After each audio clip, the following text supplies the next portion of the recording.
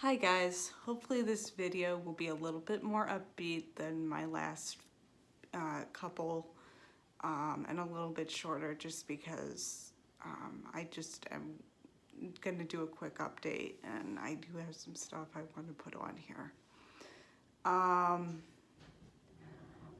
realized after shooting those last two videos that I never really talked about kind of my experience going through Duo, like our tour of the facility and stuff like that. And I'm gonna talk a little bit about that today. So they walked us through the entire building, and this building was huge. And when I go back in 6 months, I'll probably have to do it again. If I could shoot video as we were going through there, I probably would have, but we didn't have a big group and I didn't feel like pulling out my camera and having someone run a camera behind me and say, sorry, I'm shooting for my YouTube channel, but that's hard to explain to some people. Some places you could shoot anything, but whatever. So anyway, so they walked us through the entire place. Their training rooms, they have, because aside from training service dogs, they do regular obedience, canine good citizen for the public, and then they help certify therapy dogs and, of course, service dogs. And so they have training rooms for all of those.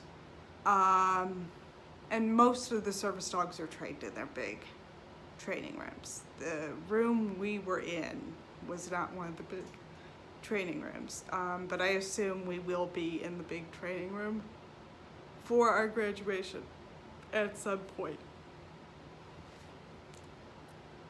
which hopefully in my case will be in 6 months, if not sooner.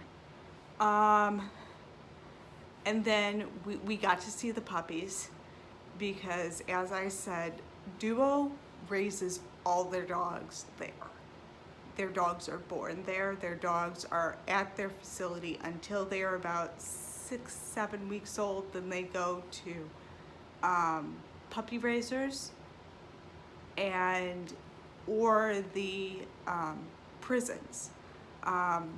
Paws Giving Independence also uses the prison training programs because those programs have been very successful.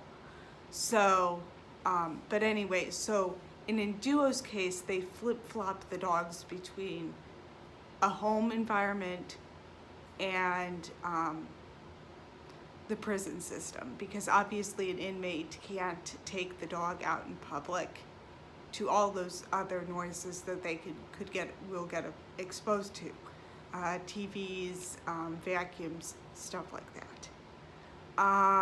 So they're kind of flip-flopped between those things.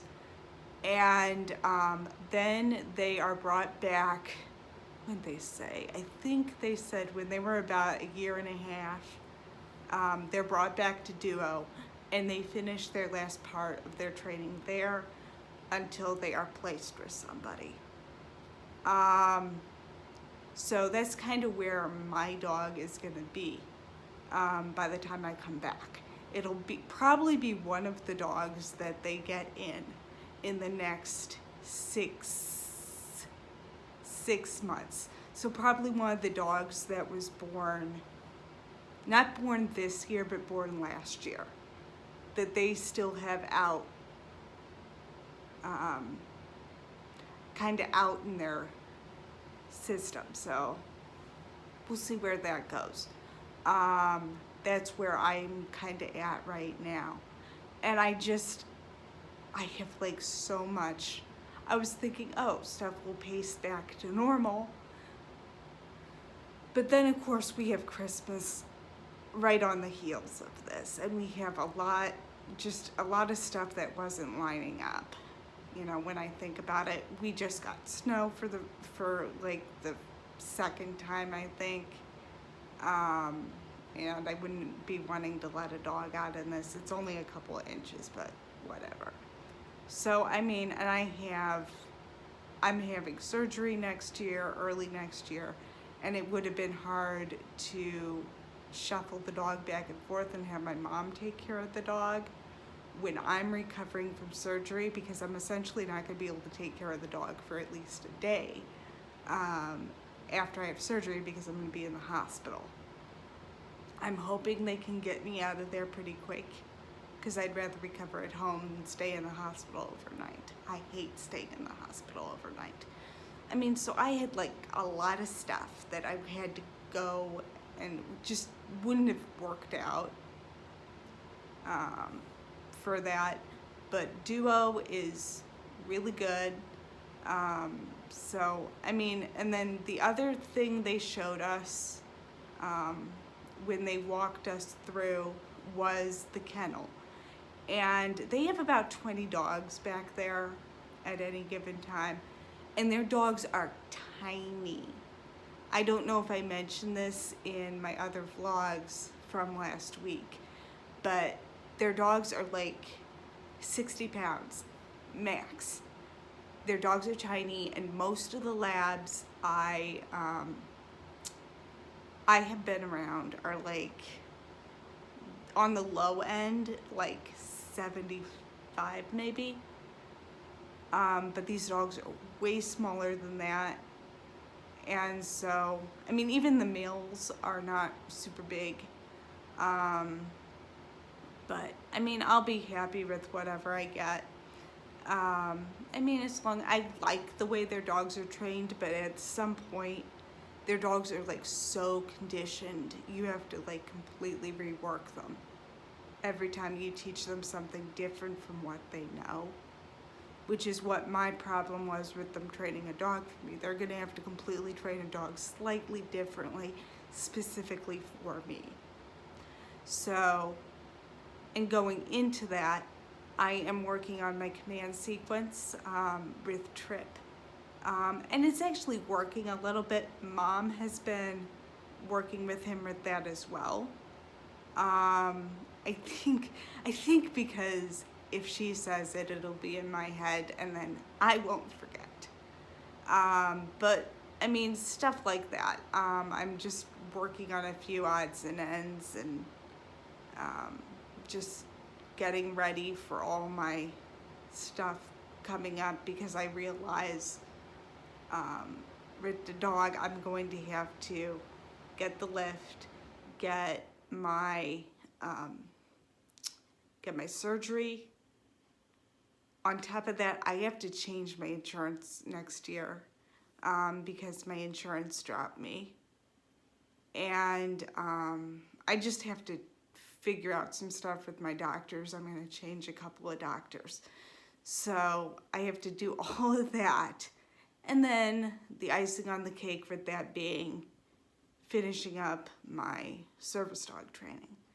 And so all this stuff has to line up and be in place. So as of right now, that's kind of where I am.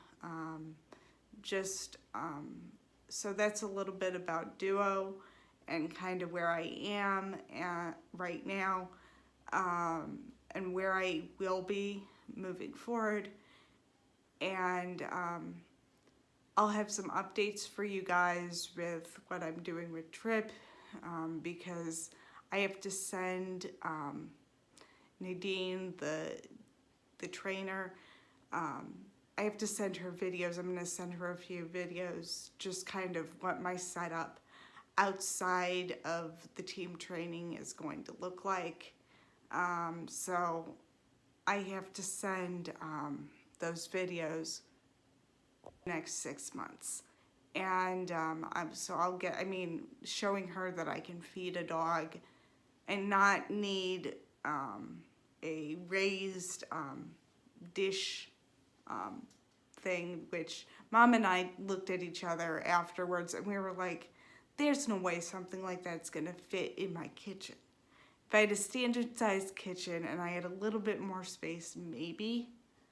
But other than that, I mean, there's no way something like that's gonna fit.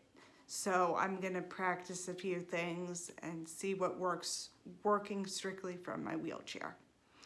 And I have to wrap this up because I have the guy from my wheelchair equipment coming to give me my new tray, and he will be here by 1 o'clock. And I wanted to get this filmed and straightened out. I'll probably actually start editing it this afternoon before I head out for the evening. So I'm gonna try to have it up at the normal time. So until the next one, this is Service Dog Diaries signing off.